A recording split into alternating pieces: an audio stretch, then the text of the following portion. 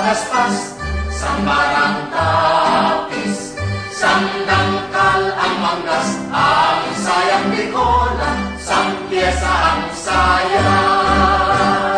May paineta pa siya, may suklay pamanting, tapos ni Ohetes ang palalabasin, haharap sa altar at mananalangin, at sa kalalakan ng pakendeng-kendeng. may paineta pa siya, may suklay pamanting, tapos ni Ohetes Ang palalabasin, haharap sa altar at mananalangin, at sa kalalakan ng pakendeng.